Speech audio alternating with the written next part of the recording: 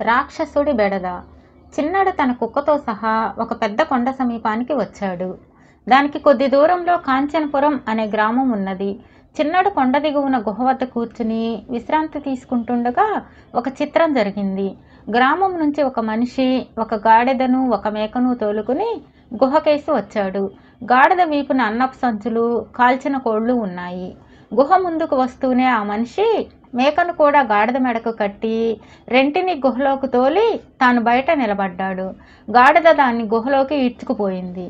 చిన్నడు ఆ మనిషితో, గుహలో ఎవరు ఉంటున్నారు, ఎంతమంది ఉంటున్నారు, అంత ఆహారాన్ని లోపలికి పంపించావే, నువ్వు మాత్రం బయటే ఉండిపోయావేంటి అని అడిగాడు. ఆ మనిషి చిన్నడికేసి ఒక క్షణం చూసి, ఏముంది, మామూలు కథే, మా గ్రామానికి పట్టిన పీడ ఎప్పుడు వదులుతుందో మరి అన్నాడు. నేను కొన్ని గ్రామాల పీడను వదిలించిన వాణ్ణే, మీ గ్రామానికి పట్టిన పీడ ఏమిటి, అసలు కథ ఏమిటో చెప్పు అన్నాడు చిన్నడు.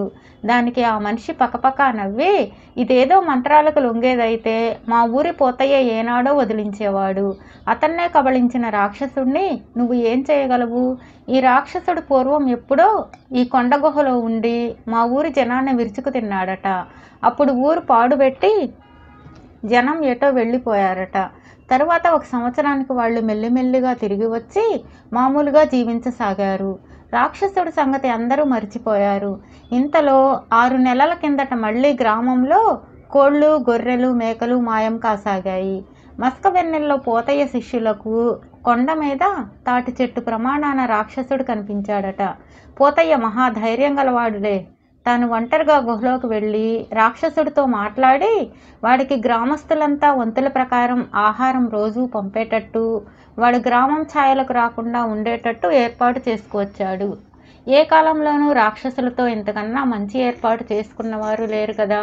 అందుచేత పోతయ్య చేసిన పని ఏర్పాటుకు గ్రామస్తులందరము సమ్మతించాం. అయితే రాక్షసుడు తన మాట మీద నిలబడక ఒక దుర్మార్గం చేశాడు. ఒకనాడు పోతయ్య కుటుంబము, అతని శిష్యులు 4 కుటుంబాలు దూరగ్రామంలో జాతర చూడడానికి బయలుదేరారు. తరువాత వాళ్ళ జాడ లేదు. వాళ్ళ కొండ పక్కగా వెళ్ళాలి. రాక్షసుడు వాళ్ళను పట్టుకొని గుహలోకి ఈడ్చుకుపోయి తినేసి ఉంటాడని అనుమానం కలిగింది. పోతయ్య మండిపోయాడు. తాను ఎంతలా పిశాచాలను గడగడలాడించిన వాడు కదా. రాక్షసుడు ఇంత ద్రోహం చేశాడంటే సహిస్తాడా? తన శిష్యులను 4 వెంటబెట్టుకుని ఒకరోజు గుహలోకి వెళ్ళాడు. వాళ్ళు మళ్ళీ తిరిగి రాలేదు. రాక్షసుడు వాళ్లను కూడా పొట్టన పెట్టుకుని ఉండాలి. గ్రామస్తులందరము సభ చేసి రాక్షసుడికి రోజు ఆహారం పంపుతూ దేవుడి మీద భారం వేసుకొని ఇలా బతుకుతున్నాం అన్నాడు. చిన్నడు ఆలోచించిన కొద్దీ ఈ రాక్షసుడి కథ అనుమానాస్పదంగా కనిపించింది. రాక్షసుడు పోతయ్యను అతని మనుషులను తినేసినాక ఆ రాక్షసుడిని ఎవరైనా చూశారా అని అడిగాడు. లేదు, రాక్షసుడి పుణ్యమా అని ఇప్పుడు పాత ఏర్పాటును చక్కగా పాటిస్తున్నాడు వాడు అన్నాడు ఆ మనిషి. ఈ రాక్షసుడే అబద్ధం కావడానికి అవకాశం ఉందని చిన్నడికి తోచింది. ఎప్పుడో ఎవరో మస్క వెన్నెల్లో కొండ మీద చూశామన్నారు రాక్షసుడిని. వాళ్ళేమో రాక్షసుడి వాత పడ్డారట. 4 కుటుంబాలను ఒక దెబ్బతో తినేసిన రాక్షసుడు అటు తర్వాత ఎంతో బుద్ధిగా ఉంటున్నాడు. ఇదంతా ఎలా నమ్మడం? రాక్షసుడు కల్పనే అయితే ఆ సంగతి పోతయ్యకు తెలిసి ఉండాలి. రాక్షసుడు అబద్ధమైతే పోతయ్య, అతడి అనుచరులు గుహలో ఉన్నారన్నమాట. వారి కుటుంబాలు అది వరకే ఆ గుహలో చేరాయి. వారికి ఆహారం ఊరి వాళ్ళు రోజు పంపిస్తున్నారన్నమాట. తన ఊహ నిజమనే నమ్మకంతో చిన్నడు తన కర్తవ్యం నిర్ణయించుకొని తన కుక్కతో సహా గ్రామం చేరాడు. ఆ రాత్రి వాడు కటిక చీకట్లో కొండను చేరి గుహ బయట ఆలకిస్తూ నిలబడ్డాడు.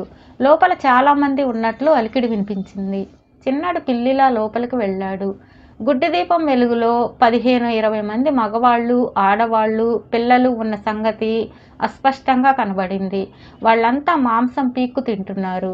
కానీ రాక్షసుడి జాడ మాత్రం ఏమీ లేదు. మర్నాడు చిన్నడు గ్రామంలోని కుర్రకారుని పిలిచి, నిన్న రాత్రి గుహలోకి వెళ్ళాను. అందులో చాలామంది రాక్షసులు ఉన్నమాట నిజమే, కానీ వాళ్ళు భయంకరమైన వాళ్ళు మాత్రం కాదు. అలాంటి రాక్షసులను చాలామందిని నేను ఆట కట్టించాను. వీళ్ళ కోసం మీరు కడుపులు కట్టుకొని ఆహారం పంపటం శుద్ధ తెలివి తక్కువ అన్నాడు. చిన్నడి మాటలు విని యువకులకు ప్రాణం లేచి వచ్చినట్లయింది. చిన్నడు వాళ్లతో ఇంకా ఇలా అన్నాడు, చూడండి, నేను చెప్పిన ఈ సంగతి మీరే గ్రహించి ఉండాలి. ఒక్కసారి మనిషి మాంసం రుచి చూసిన రాక్షసుడు గాని, అడవి మృగం గాని కోళ్లతోనూ, గొర్రెలతోనూ సరిపెట్టుకోదు. కానీ గుహలో ఉండే రాక్షసులు మనుషుల కోసం గుహ విడిచి రావడం లేదు. ఎవరికంటా పడడం లేదు. ఇప్పుడు మన పని ఈ రాక్షసులను వేటాడడం. అందుకు పెద్ద ప్రయత్నం ఏమీ అవసరం లేదు. పదండి, గుహ ద్వారానికి పచ్చికట్టెలు అడ్డంగా పేర్చి అంటించి రాక్షసులకు ఊదర పెట్టుదాం. రాక్షసులు ఉక్కిరిబిక్కిరై బయటకు వస్తారు. చిన్నడు చెప్పిన కార్యక్రమం క్షణాల మీద అమలు జరిగింది. గుహ ద్వారం నిలువున కట్టెలు పేర్చి అంటించారు. లోపలి వాళ్లకు ఊపిరి ఆడక కాలే కట్టెలను తోసుకుంటూ బయటకు వచ్చారు. రాక్షసులు వస్తారని ఎదురు చూస్తున్న గ్రామస్తులు పోతయ్యను, అతని మనుషులను, ఆడవాళ్లను, పిల్లలను చూసి స్తంభించిపోయారు. చూసారా, వీళ్ళంతా మీకు తెలిసిన రాక్షసులే. ఎప్పుడో ఒక రాక్షసుడు ఇక్కడికి వచ్చాడన్న కథ ఆధారం చేసుకుని వీళ్ళు గ్రామాన్ని ఈ విధంగా దోచి బ్రతకడానికి ఎత్తువేశారు అన్నాడు చిన్నడు. పోతయ్యకు, అతని అనుచరులకు ఇంకా తమ గ్రామస్తులు ఎదుట ఉండడానికి మొహం చెల్లక తమ కుటుంబాలతో సహా ఎటో వెళ్ళిపోయారు. తరువాత చిన్నడు ఊరి వాళ్ళ దగ్గర సెలవు పుచ్చుకొని మరో గ్రామానికి బయలుదేరాడు.